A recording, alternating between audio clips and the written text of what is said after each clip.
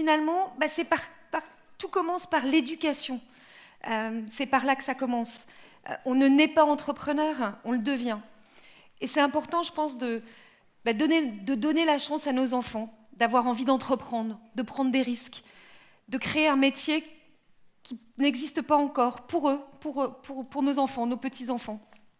Alors, je voudrais appeler sur scène, justement pour en parler, David Abiker, que je ne présente plus, chroniqueur sur Europe 1, et ses invités. David Abiker.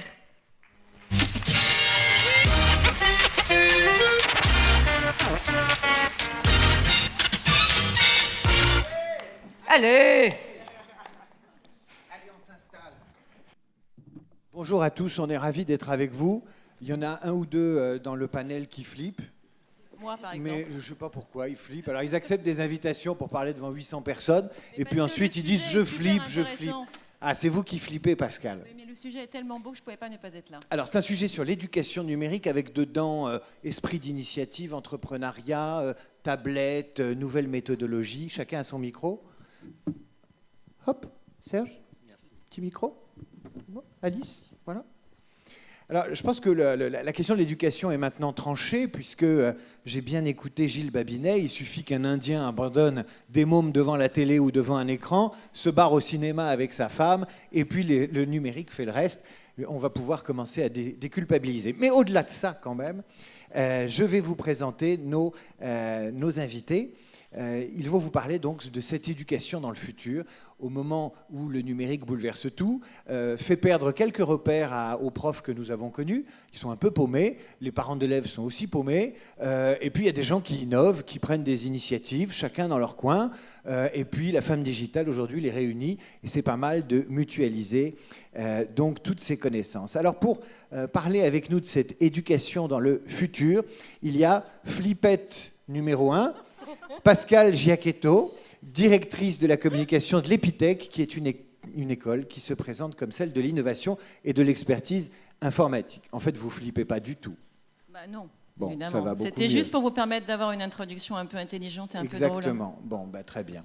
Catherine de Rousseau, merci. Merci Pascal. Catherine de Rousseau, vous avez fondé la société Kiose et l'association Les Entrepreneuriales, un réseau de formation à la création d'entreprises hors les murs de l'école. Donc avec vous, on fait le mur. C'est bien ça. Absolument. Parlez dans le micro, ce sera mieux. On fait plus que le mur, on fait un grand trou. Un grand trou. Et on fait tomber les murs. D'accord.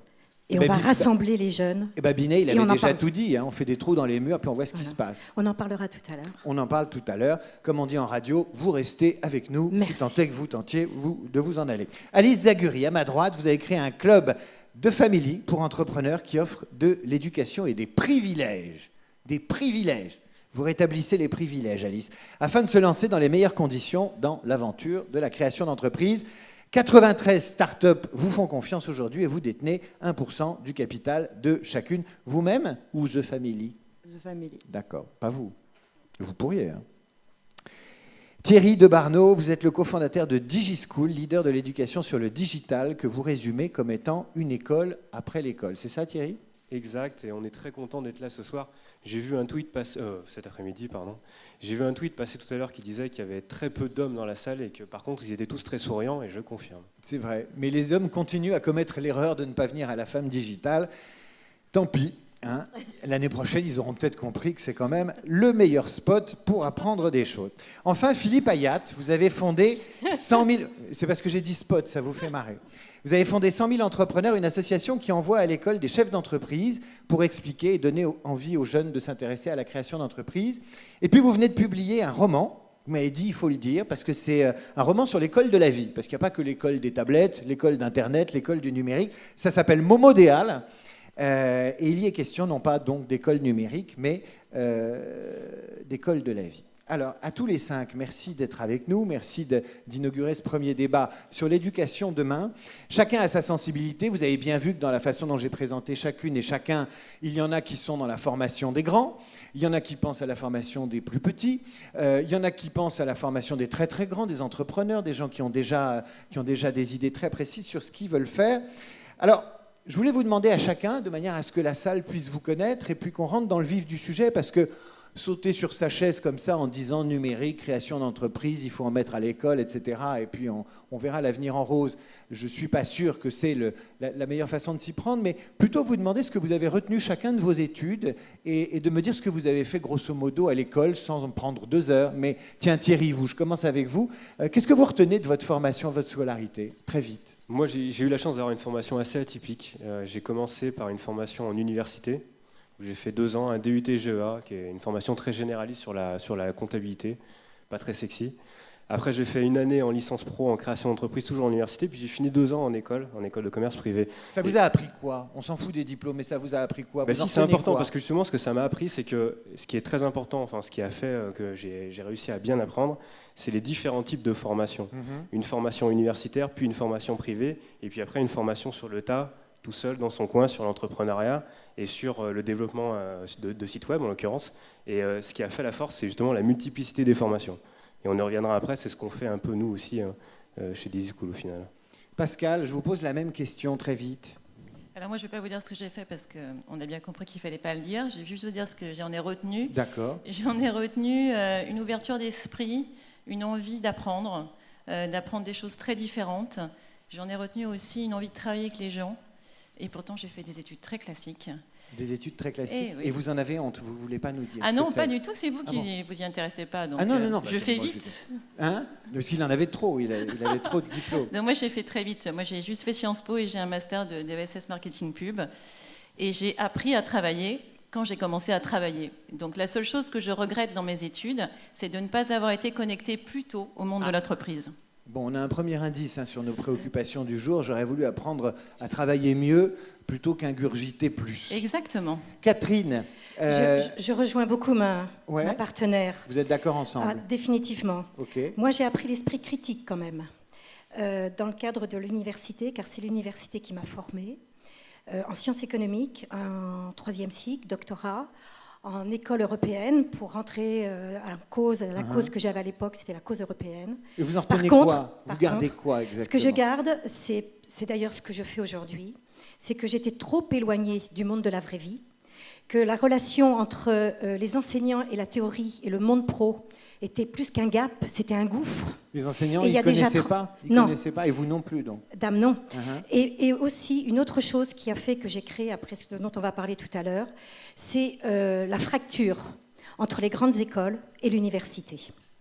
C'est-à-dire que c'était 2 mondes qui s'ignoraient. Et ça, pour moi, c'était vraiment une blessure. Une blessure. Mais oui. Ah oui, il faut le dire. Et vous allez nous en reparler parce que Absolument. c'est pour ça que vous avez créé les entrepreneuriales. Transition, teasing. Je me tourne vers Alice. Alice, vous retenez quoi, vous, de votre parcours ou de vos maîtres d'ailleurs? Le plus important à l'école publique, pour moi, finalement, c'était tout ce qui était en option, le sport, le dessin. Les options. Voilà. Eh ben oui, les options. C'était pas censé être important. C'est pas mal comme réponse, les fait, options. C'était fondamental pour moi, pour que je me sente bien et pour que je développe ce que j'aimais développer en fait. La classe prépa, ça a été extraordinaire, enrichissant. Je pense que c'est un truc français qu'on a. Et sur lequel on tire à vue. La classe prépa, c'est pas bien parce qu'il y a des derniers, il n'y a pas assez de premiers, etc. Dans le bon climat, ça forme des gens hyper compétents, sous pression, mais hyper compétents. Et l'école de commerce, j'ai fait une grande école qui s'appelle l'EM Lyon. Et je pense que ce que je vais dire dessus, finalement, c'est un peu vrai pour toutes les grandes écoles de commerce. C'est génial pour l'ouverture sur le monde, ça vous pousse à aller à l'étranger. En revanche, ça vous pousse aussi dans des cases, audit, marketing ou finance, et puis ça ne vous force pas forcément à réfléchir sur vous, les questions fondamentales de qu'est-ce que je veux faire dans la vie, qu'est-ce qui donne du sens en fait à ma vie. Eh bien moi, je retiens de ce que vous avez dit, Alice, pour le moment, c'est les cases et les options. Moins de cases, plus d'options sur l'avenir. Serge Hayat. Serge, c'est Philippe, mon frère. pardon. Mais vous avez raison, vous avez créé des histoires de famille. Serge, c'est mon frère. Vrai, c'est une histoire de famille. C'est un récif. Alors, racontez-nous, qu'est-ce que vous gardez, vous? Moi, j'ai fait Polytechnique et l'ESSEC, donc un parcours assez balisé. Vous gardez les deux? J'ai gardé les deux. Ouais. J'étais très content de faire ces études-là, mais je me suis rendu compte que ensuite, quand j'ai monté mes entreprises, alors ça m'avait apporté une certaine rigueur, une certaine structure d'esprit, d'analyse, de synthèse. Mais quand on fait des classes prépa et quand on fait des études comme ça, on a une leçon à apprendre, on l'apprend, on la ressort, et puis il y a une bonne, une mauvaise réponse, et on est noté. Et en créant des entreprises, je me suis rendu compte que c'était l'inverse. On formalise la leçon après coup, jamais avant. Il n'y a jamais une bonne et une mauvaise réponse. Il y a plein de réponses qui comportent toutes une partie bonne, une partie mauvaise. Et en général, il n'y a même pas de question, il faut aller la chercher soi-même, la question. Donc j'ai appris ensuite sur le terrain à penser à l'envers. Alors, il nous reste une demi-heure, on a peu de temps pour bouleverser l'avenir du pays et de l'ensemble européen sur ces questions de numérique, de création d'entreprise, ou en tout cas d'envie de pousser son idée jusqu'au bout, de droit à l'erreur, de droit à l'échec dans le système éducatif, toutes questions sur lesquelles on reviendra tout au long de la journée. Vous avez tous un point commun. Vous avez tous un point commun, c'est qu'au-delà d'être un bon professionnel, au-delà d'être un entrepreneur, au-delà d'être une DIRCOM qui flippe absolument pas, au-delà d'avoir créé un club avec des privilèges dedans et des entrepreneurs, vous avez la passion de la transmission. Et c'est finalement ça qui nous intéresse, comment on transmet dans ce moment où le numérique change la donne, puisqu'on ne sait plus véritablement où se trouve le leadership, où se trouve l'autorité. On sait que la connaissance est à disposition, on sait à peu près où aller la chercher, on ne sait pas la hiérarchiser, et finalement on ne sait pas ce qu'on doit développer, des aptitudes, des attitudes, des compétences. Si une tête bien pleine, c'est toujours le modèle, ou s'il faut qu'elle soit bien faite, voilà, on est paumé, mais on le sait, donc on va déjà mieux. Alors, je vous demande, tiens, à vous, il y a eu un papier dans Le Monde cette semaine qui disait que les filles, les femmes digitales, n'étaient pas assez tentées par les métiers d'ingénieur. Je voudrais que vous réagissiez par rapport à ça. Eh bien, je le regrette fort et je ne peux que les inciter à se lancer dans ces métiers qui sont des métiers formidables, surtout maintenant avec le digital. Il y a plein de raisons à ça. Nous, on le sait puisqu'on le voit à l'école. On a beaucoup plus de garçons que nous n'avons de filles. Mais on a aussi des filles, et elles sont généralement, il y en a 2 dans la salle, donc je ne le dis pas parce qu'elles sont là, elles sont extrêmement brillantes. Elles sont extrêmement brillantes parce qu'elles ont justement été capables à un moment dans leur parcours, dans leur vie de petite fille, de petite grande fille et de grande fille, de réfléchir un peu différemment et de se dire culturellement, normalement, les sciences, la terminale S et tout ça, c'est un peu pour les garçons, et pourquoi moi je n'irais pas ? Et quand elles ont fait ce pas-là, quand elles ont emmené leur famille dans cette voie-là, tout est ouvert. Parce qu'elles ont décloisonné dans leur tête, elles ont tous les gens avec eux, elles vont très vite, peut-être même plus vite que les garçons, choisir la bonne école pour la vie professionnelle qu'elles ont déjà un peu en tête. Donc ça fait des bombes. Et quand ça fait des bombes. Ouais, ça fait des bombes. Et quand on les met dans des équipes où il y a des garçons, ce sont toujours des équipes qui sont plus performantes. Évidemment, mixité, variété, imagination, performance. Le polytechnicien, il ne s'endort pas. Philippe, Philippe, toujours combien en il y avait de filles dans votre promotion de Polytechnique ? 15. 15 sur combien ? Sur 350. Ah ouais, quand même. Oui. Donc il y a un problème. D'où ça vient ça ? D'où ça vient que dans le technique, dans l'informatique, dans l'ingénierie, il y a moins de filles qu'ailleurs ? Qui a décidé ? Alors, qui a décidé ? C'est l'environnement, l'ambiance, le fait que dans les familles, on se dit que les ingénieurs, c'est plutôt les garçons qui vont, puis le commerce peut-être un peu plus, ou les filières littéraires, plutôt les filles. Moi, je veux vous faire part d'une expérience quand même. Dans 100 000, vous dites comment faire pour leur tendre la main à ces jeunes filles. Merci de faire la transition. 100 000 entrepreneurs. Vous voyez que je ne m'endors pas du tout. Je Non, prends non, même non, le vous relais. Vous perdez pas le film, et moi non plus. 100 000 entrepreneurs, vous allez dans les écoles. On va dans les écoles, on va dans les classes, et là, on a en gros une classe avec moitié de filles, moitié de garçons. Et puis, la meilleure façon qu'on ait trouvée pour donner envie d'entreprendre, c'est de raconter des aventures d'entrepreneurs. C'est pas un cours, c'est pas une théorie, c'est une femme, un homme qui vient raconter son aventure. Et les élèves se disent comment on peut choisir sa vie professionnelle, comment c'est pas une fatalité, on peut faire ce qu'on aime faire, on peut porter un projet qui nous ressemble à partir de nos envies, nos passions, et on montre que c'est possible. Et alors, il y a à peu près une intervention sur 2 dans les quartiers difficiles. Donc on va dans ces classes-là. Déjà, attendez, mais vous les trouvez où, les entrepreneurs ou les entrepreneuses qui vont aller faire la classe, ou en tout cas, elles sont là. Raconter. Elles sont là, Catherine, Delphine, Gilles, voilà. Ils sont là. Ok, d'accord. Donc vous allez dans les classes et vous dites, on veut créer, voilà. C'est bien, je vous raconte mon histoire d'entrepreneur, c'est sympa. Voilà, et en fait, c'est même pas qu'on raconte, en fait, on ne fait que poser des questions. Voilà, je fais des logiciels, qui sait ce que c'est qu'un logiciel, à quoi ça sert, etc. Et ce sont les jeunes qui entrent dans l'univers de l'entrepreneur, qui essayent de comprendre. Et on a aujourd'hui un réseau de 3000 enseignants, 3000 entrepreneurs. Chaque jour ouvrable qui se passe, on a 10 entrepreneurs dans 10 classes, on a sensibilisé 200 000 jeunes. Donc c'est plus 100 000 entrepreneurs, là. C'est On 200 a 000. dépassé tous Vous les avez compteurs. dépassé. On a éclaté tous Et les quand est-ce que vous compteurs. changez de nom, vous gardez On garde pour l'instant, c'est l'effet marque, on garde la marque. Mais alors, je prenais l'exemple de ces quartiers en difficulté parce que on a finalement, les gosses n'arrêtent pas de lever la main, les jeunes filles, les jeunes garçons, et puis les jeunes filles lèvent d'autant plus la main, beaucoup plus d'ailleurs que leurs voisins garçons. Et je crois qu'elles se disent en particulier, mais je comprends que ma vie professionnelle peut être un épanouissement pour moi, presque une émancipation pour moi. Et ça, c'est merveilleux. Donc, tendre la main, l'entrepreneur, c'est un passeur d'expérience. Tendre la main pour dire à des jeunes, prenez votre vie en main et vous allez voir, vous allez changer la vision que vous avez de l'avenir, c'est absolument exceptionnel. Je peux vous dire que les jeunes filles qu'on rencontre dans les classes, ce sont les premières à avoir cette mentalité d'entrepreneur. Catherine, transition, les entrepreneuriales, vous dites, nous on fait une école hors les murs. Je voudrais juste Vous faites le mur. préciser, avant de parler des hors les murs, que dans les étudiantes, dans les entrepreneuriales, le dispositif dont on va parler, elles sont 40% qui suivent aujourd'hui en France ce dispositif sur 1026 étudiants. Les filières scientifiques et techniques. Toutefois, ces filières-là sont dédiées à la biologie principalement, peu dans le monde informatique, peu dans le monde ingénieur. Mais avec les équipes de mixité et de pluridisciplinarité qu'on propose dans le cadre de ce dispositif, c'est vrai que ça fait des équipes gagnantes, des équipes de co-création et des équipes qui ont envie d'entreprendre demain. Donc, votre question. La question, c'était la formation, ou en tout cas évangéliser autour de la création d'entreprise. Vous y êtes venu par le jeu d'entreprise. Et je trouvais qu'on s'ennuyait beaucoup quand on faisait des cours ou des ateliers sur la création d'entreprise pour sensibiliser, acculturer les jeunes dans ce domaine-là. Et je me suis dit, la seule chose qu'il faut faire, quand on entreprend, on est passionné, on a envie, on a du plaisir. Et ce plaisir que vous partagez tous cet après-midi avec nous, grâce à nos 2 co-organisatrices, je me suis dit, il faut qu'on fasse quelque chose. Et je pense que la pédagogie par le jeu est une voie d'ouverture, d'avenir, pour, sur cette thématique-là, sensibiliser les jeunes à la création d'entreprise. Et deuxième chose qui me paraissait importante pour moi, du fait de ce constat, c'est aussi permettre à des étudiants, non pas d'être assis, de suivre des PowerPoint et des études de cas sur comment on fait pour monter sa boîte. PowerPoint, c'est horrible, hein, quand même. Ah, c'est horrible. Il y a encore C'est des gens horrible. qui font des PowerPoint ou pas dans la salle?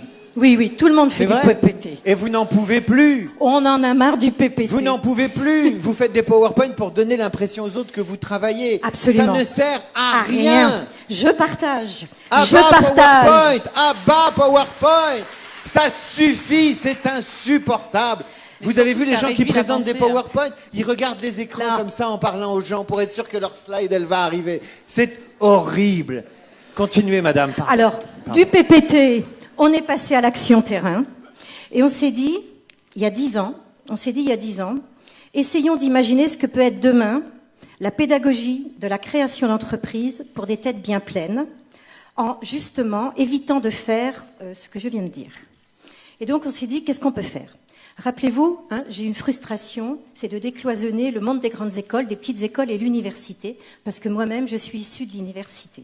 J'ai dit, il faut rassembler ce monde-là, il faut décloisonner tous ces trucs-là, et on va rassembler tout ça. Comment? Alors, je me suis dit, purée, quand j'ai travaillé dans des boîtes à l'export, moi, j'avais des directeurs achats, des directeurs commerciaux internationaux, j'avais des directeurs de prod, j'avais de la R&D, tout le monde travaillait ensemble.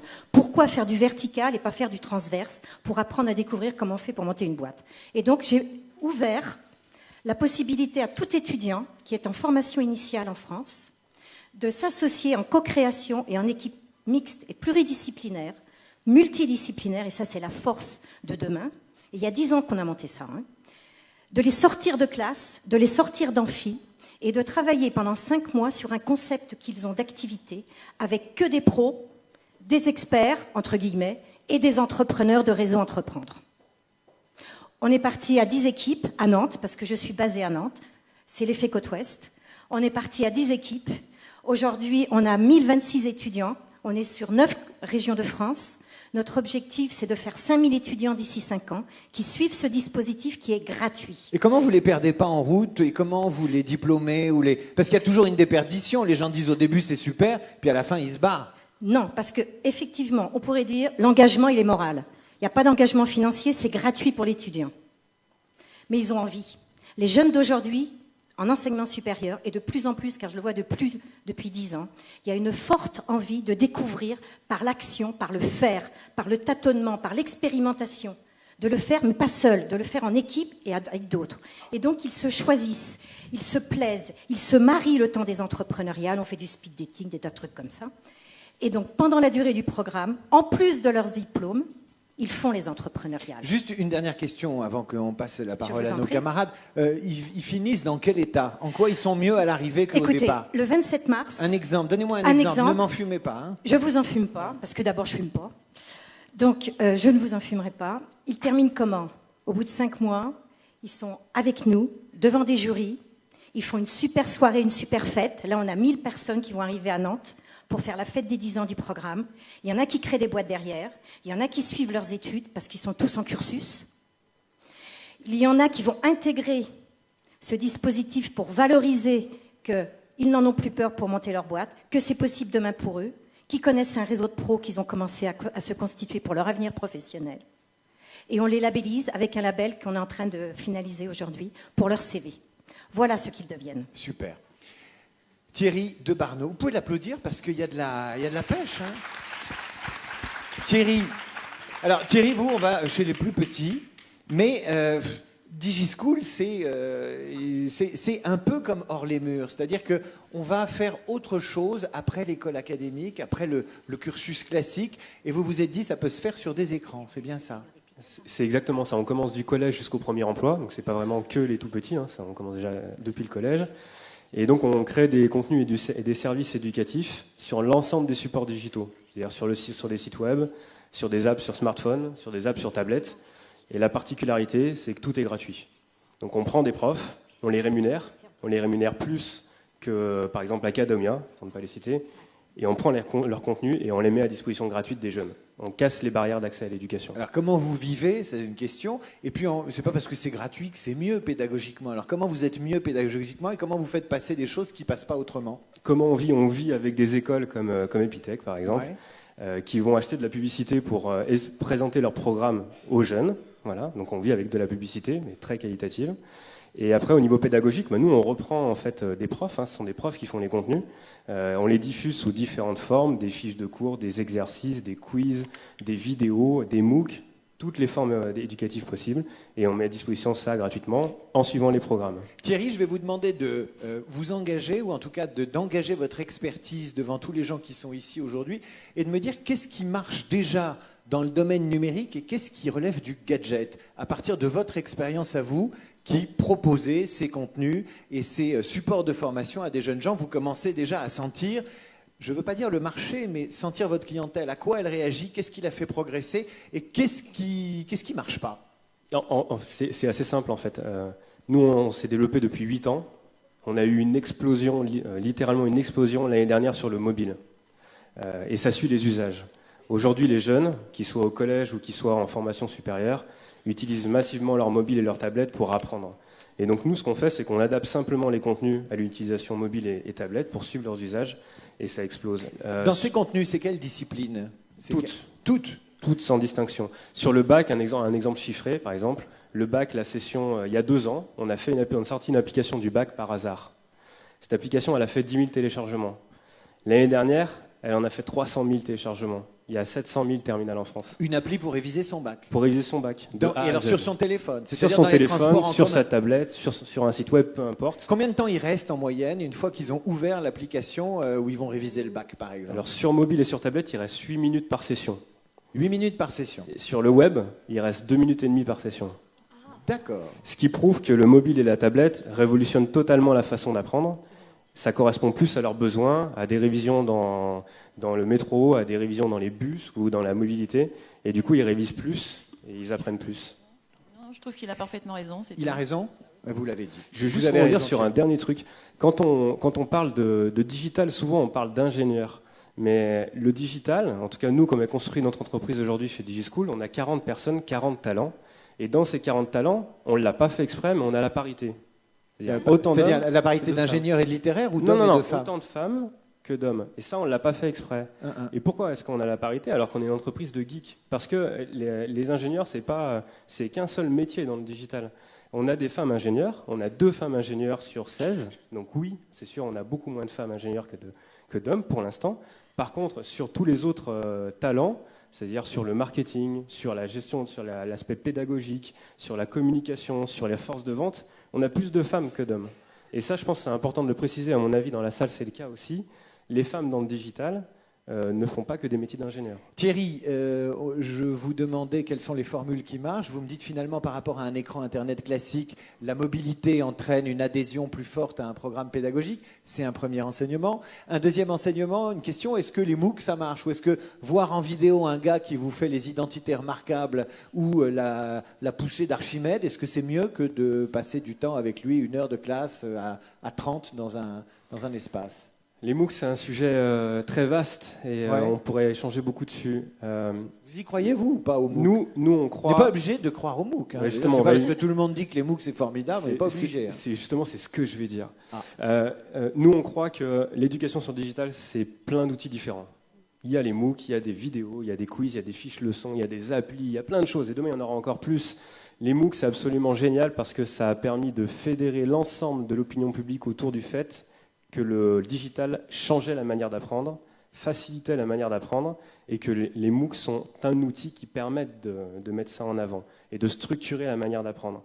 Après, à date, je pense qu'il y a plein de stats, et Gilles aurait pu venir dessus, il y a plein de stats qui démontrent que les MOOC sont utilisés principalement par des pros, donc des personnes qui sont en formation continue, et les jeunes ne savent pas forcément ce que c'est qu'un MOOC aujourd'hui. On a fait une étude dans un micro-trottoir sur Lyon, à la sortie des facs, et absolument aucun jeune ne savait ce que c'était qu'un MOOC. Par contre, ils savent ce que c'est qu'un tuto sur YouTube. Par contre, ils savent ce que c'est qu'une vidéo sur YouTube, ils savent ce que c'est qu'un cours. Il faut juste les sensibiliser, leur apprendre, et les MOOC sont aujourd'hui un outil absolument génial parmi tant d'autres.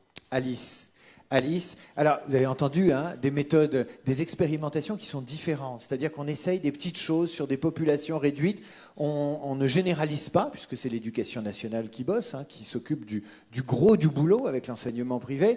Mais on voit bien qu'un autre point commun de tous les gens qui sont avec nous, c'est que vous avez réuni des gens de filières universitaires, écoles, et vous leur dites on va avoir les murs. Vous dites les filles, viendez ma bande faire des études d'ingénieur et d'informatique. Vous dites la mobilité, ça marche peut-être mieux que les écrans classiques. Vous téléportez des profs pour aller enseigner ou en tout cas répondre à des questions sur la création d'entreprises et des questions métiers, même c'est une sorte de forum permanent et pas uniquement une fois à la fin de l'année dans la cour de récré avec des stands.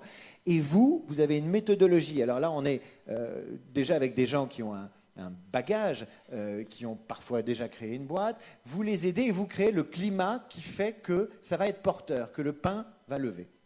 Voilà, exactement. En fait, The Family, c'est un modèle d'accélérateur. Donc un accélérateur, c'est quelque chose qui a émergé dans la Silicon Valley aux alentours de 2005, face justement à la révolution digitale.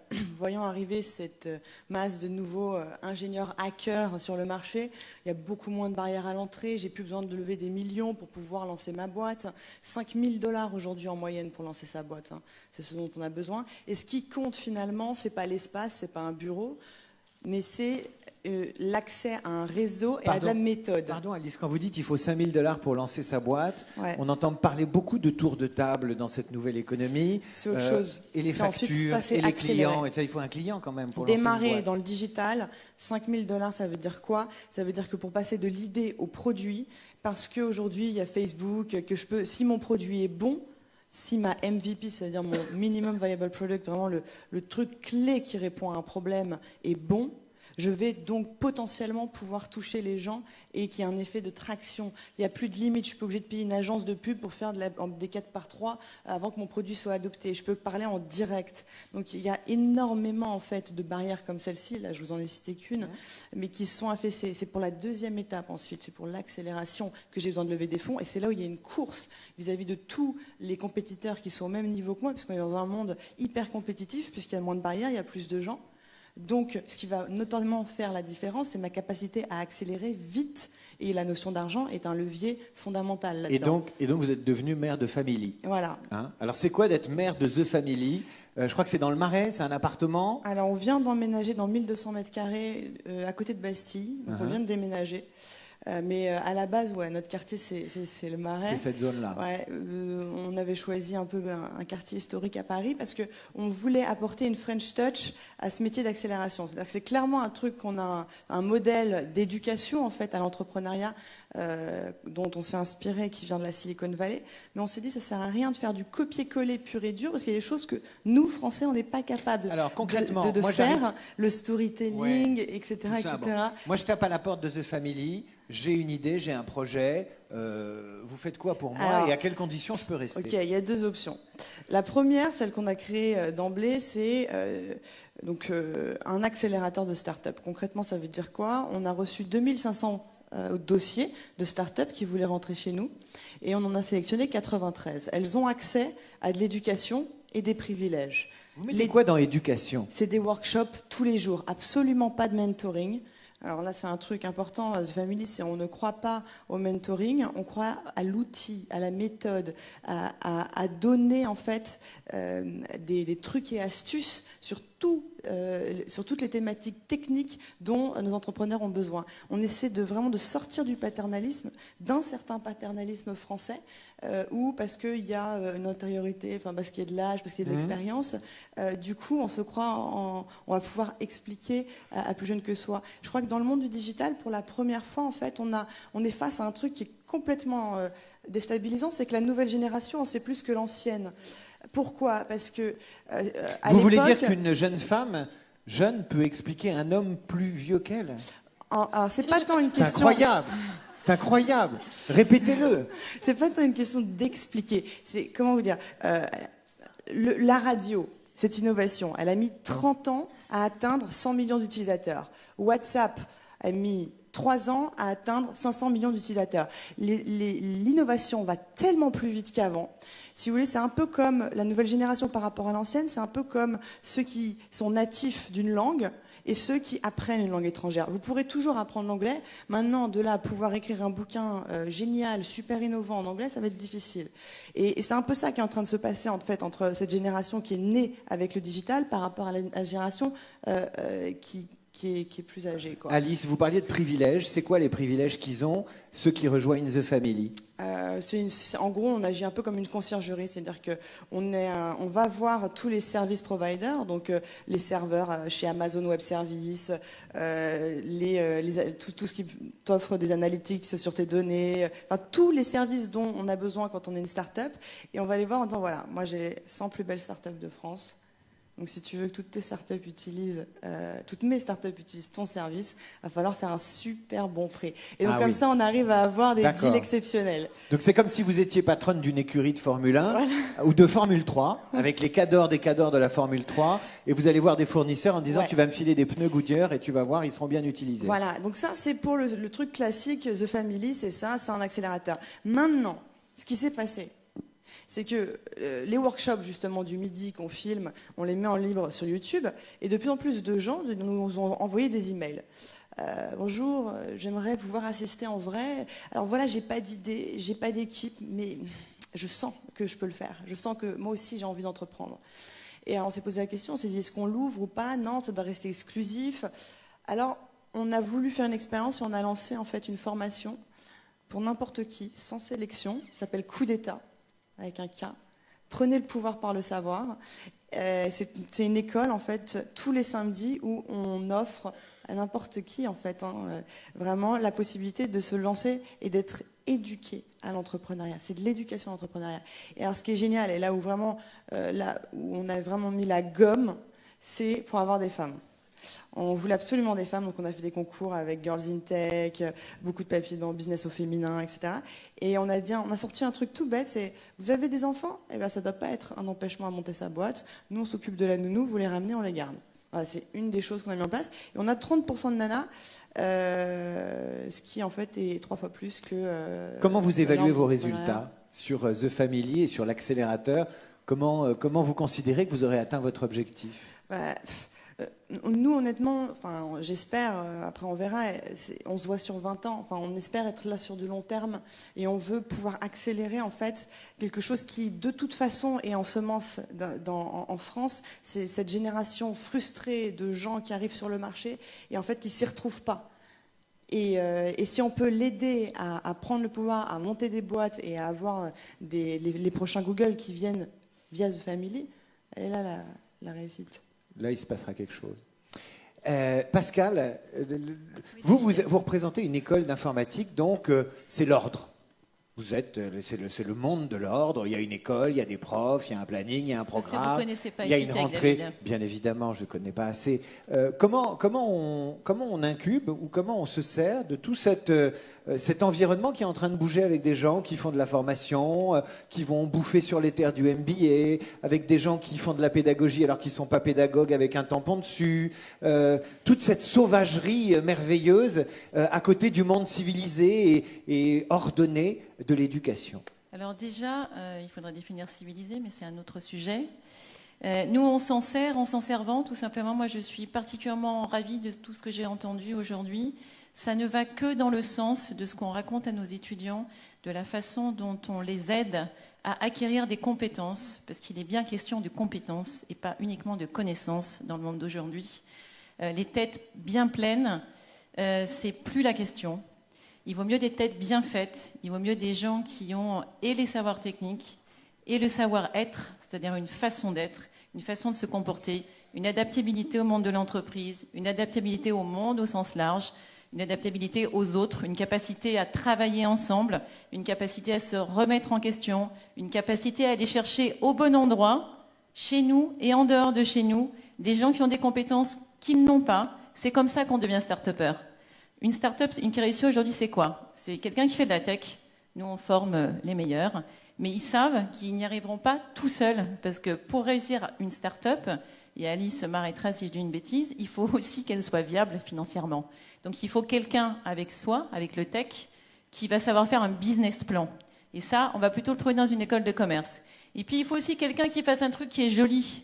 Parce que quand c'est joli, c'est plus facile, ça plaît plus facilement. Donc il faut aussi des gens qui font du design, du web design. Et nous, ce qu'on est en train de faire à l'école, on est en train de monter des événements qui s'appellent Do the Right Team, où on permet à nos étudiants et à tous les étudiants des autres écoles qui ont des compétences différentes de celles de nos étudiants, de venir, de se rencontrer, de faire du speed dating. Alice était invitée, elle n'a pas pu venir la dernière fois, mais elle viendra. Donc on leur ouvre la tête, parce que c'est comme ça qu'on vit dans un monde ouvert.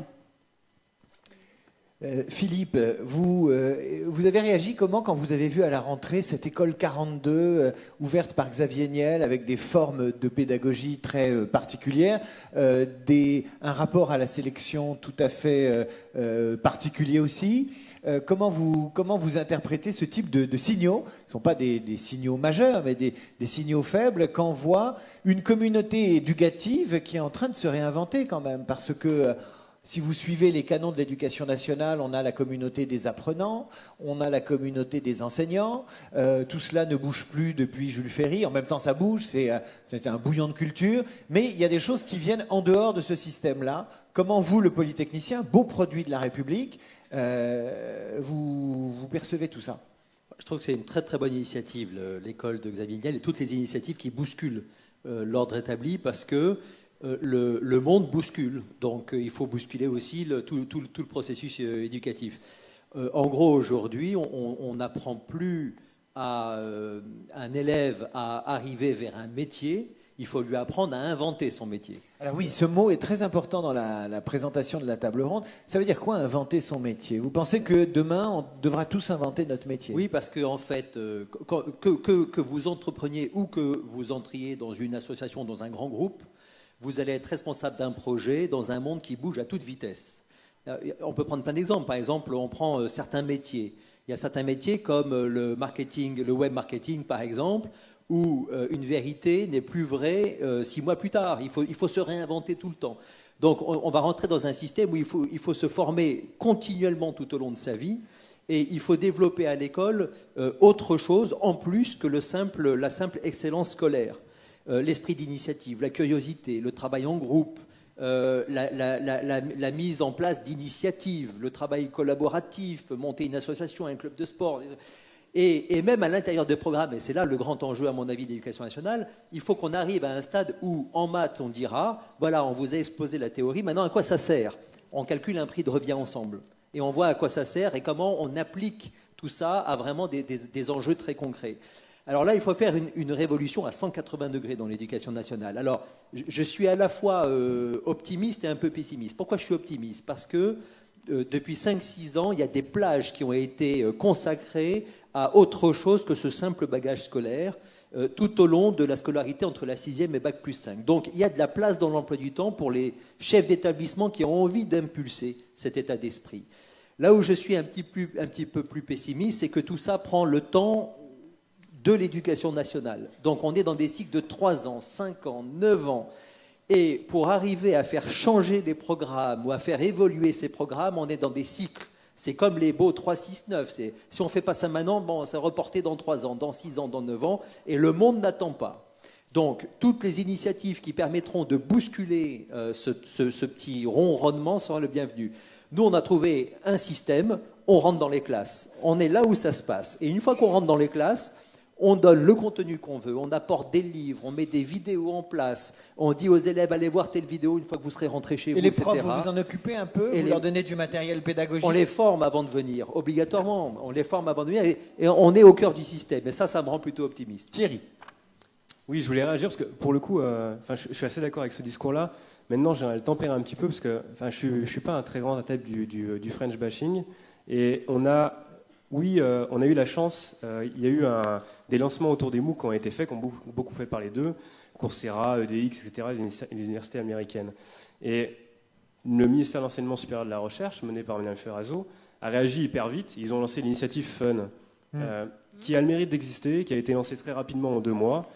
Oui, elle n'est pas parfaite, oui, il n'y a pas toute l'université dessus, oui, ça va mettre un peu de temps, mais ils ont réagi. De la même façon, on l'a mis un peu dans les préparations de cette table ronde, il y a un ministère qui est créé au niveau de l'éducation nationale, c'est un ministère numérique de l'éducation nationale. Oui, ils ont créé une direction du numérique il y a 15 jours. Voilà. Internet existe depuis 20 ans, mais bon, mieux vaut tard que jamais. Mieux vaut tard que jamais. Voilà. Je pense que toutes les initiatives, même si elles prennent du temps, toutes les initiatives qui sont mises en place aujourd'hui, il faut les soutenir. Parce que si on n'est pas les premiers à les soutenir, alors, elles ne vont pas aboutir, ces initiatives. Et il y a un deuxième enjeu très important. Là, on parle de ce qui se passe dans les classes. Et à mon sens, ce qui est le plus important, c'est ce qui va se passer après la classe. Et l'enjeu principal aujourd'hui est de fournir les bons contenus aux bonnes personnes quand les jeunes sont sortis des classes. Parce que le job est fait par les profs. Les profs français sont bons. Ils font le job dans les classes. Par contre, le problème, c'est quand les jeunes sortent des classes, ils ne savent pas où aller, ils ne sont pas guidés pour trouver le bon contenu au bon moment par rapport à ce Comment Thierry, vous expliquez que les classements soient l'objet de lamentations désormais annuelles, les classements éducatifs par pays? Moi, je ne crois pas beaucoup aux classements. Parce que c'est une base de référence. Parce que malheureusement, on a besoin, pour évaluer les critères pédagogiques de chacun des pays, d'avoir une base de référence. Donc il y a ce classement PISA qui est une base de référence, mais il y en a plein d'autres. Et juger l'éducation d'un pays par rapport à un classement, je ne suis pas sûr que ce soit le meilleur moyen. Catherine, vous qui les voyez arriver dans votre école hors les murs, vous trouvez que le niveau est bon? Ils viennent chercher autre chose chez vous, mais vous avez les moyens de juger que le niveau de ces gens qui sortent de grandes écoles, d'universités, il n'est pas si mal et qu'il ne faut pas se lamenter? Je voudrais même aller plus en amont au niveau de l'éducation nationale, c'est-à-dire dans les collèges et ces ouvertures. Il est vrai aujourd'hui, c'est pour ça qu'il faut être optimiste, je pense. Il faut être optimiste. C'est le message qu'on doit passer cet après-midi. Effectivement, l'éducation nationale a des tares, une histoire, une historique, c'est un mammouth, c'est tout ce que vous voulez. Moi, je travaille dans les collèges, 3e de collège. Des jeunes qui sont en 3e ODP, orientation professionnelle. On a des profs de français, on a des profs de sport, des profs de maths, des profs de physique, des profs de techno qui se mettent ensemble pour proposer à leurs jeunes, qui sont d'ailleurs tous, pour les 3/4, à aller vers des filières professionnalisantes et qualifiantes, et non pas vers l'enseignement général, ce qui est dommage pour les élèves d'enseignement général après, pour leur proposer de découvrir la vraie vie d'entrepreneurs, de la création d'entreprises. Donc il faut être très optimiste là-dessus. Moi, vraiment, je ne veux pas qu'on parte en disant, ici cet après-midi, l'éducation nationale est mauvaise en France. On ne l'a pas dit, hein? Voilà. Bon. Ça, je ne veux pas. Parce que moi, je vis avec beaucoup d'enseignants dans le secondaire, dans les collèges et en enseignement supérieur. Il y a beaucoup de bonne volonté. Il y a beaucoup de gens qui ont envie de faire, des enseignants, mais par contre, ils ne sont absolument pas valorisés. Donc ça, revoir le système. Point, je ferme la parenthèse. Maintenant, votre question concernant nos élèves, enfin les étudiants qui sont Bac++, et qui sortent de diplômés. Auxquels on dit d'inventer leur métier. Auxquels on dit d'inventer leur métier. Ce que nous avons, moi c'est une petite expérience de 10 ans, on a à peu près 6000 étudiants qui sont passés sous les fourches codines de ce dispositif, donc on est une petite expérience et restons modestes.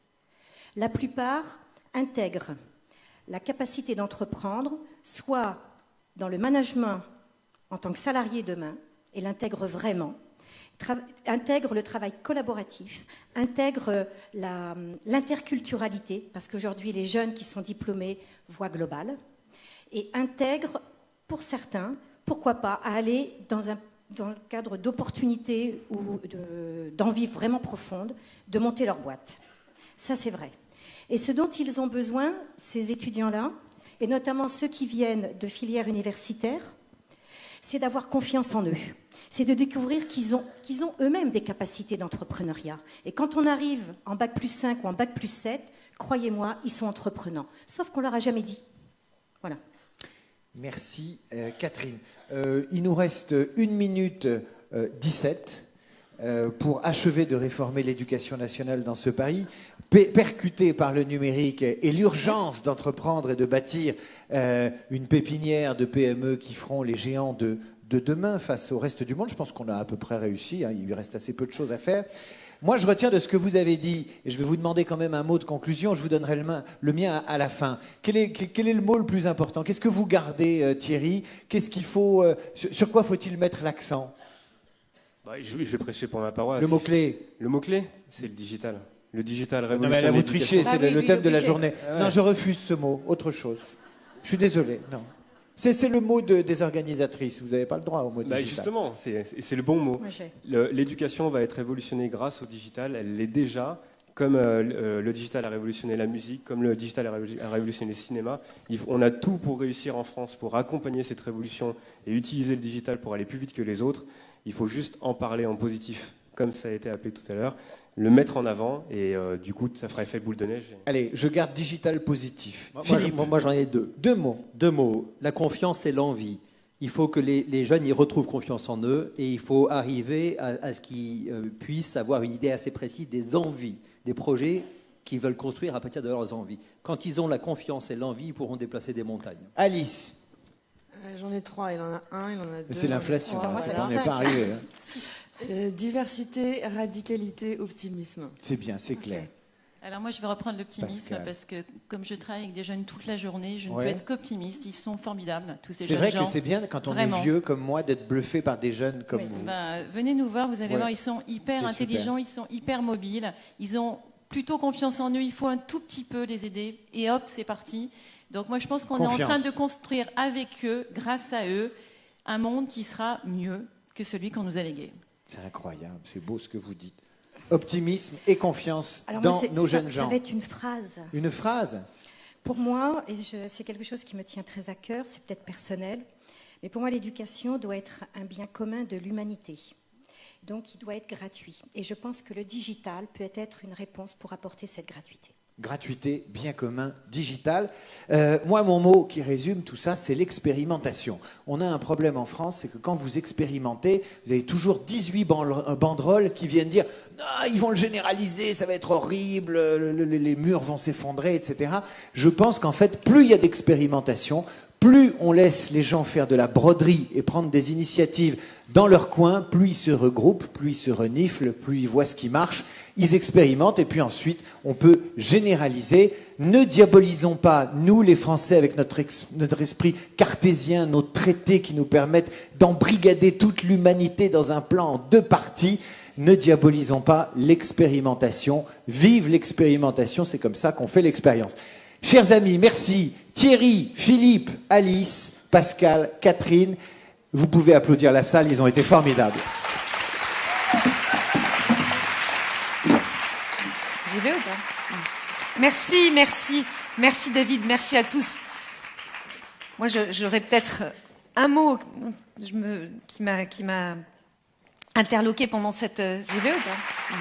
Merci David, merci à tous.